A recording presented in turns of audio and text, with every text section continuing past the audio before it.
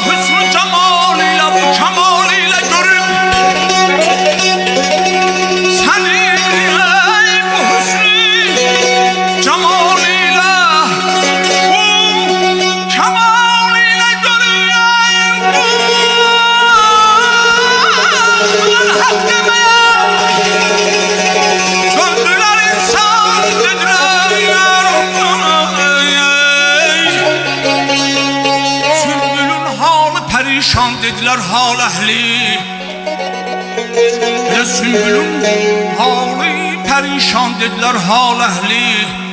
Allah Allah ne için işte perişan dediler. Sümbülün hali perişan dediler hal ehli. Sümbülün hali perişan dediler hal ehli. Ne için şehtle bu perişan dediler. Düşmenin adını aşıklara sordum ki nedir?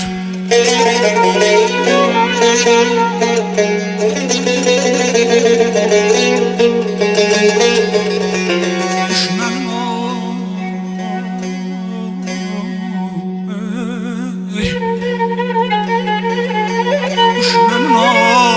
adını aşıklara sordum ki nedir? Eşiden cümle ne kafir ne Müslüman dediler. Şek değil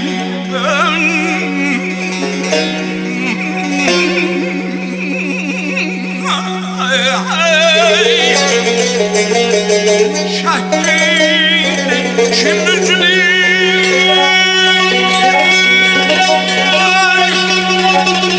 Şek değil kim üzülür? Görmemiş Allah seni.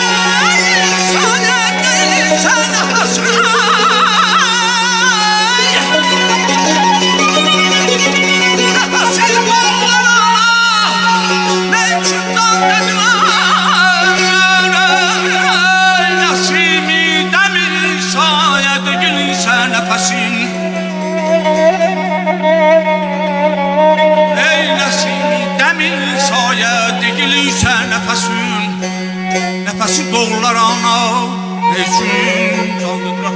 Həsrətlə baxma gülüm güləsən, həsrətlə baxma gülüm güləsən, sən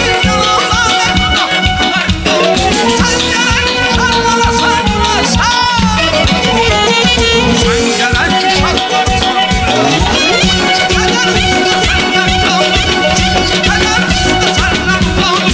sen yoksa danışmağa gözler, ondan da düşmez böyle gözler.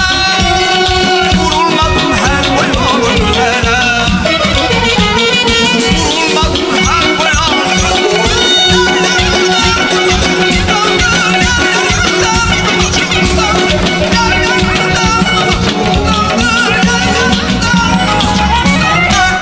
Halal olsun, halal olsun.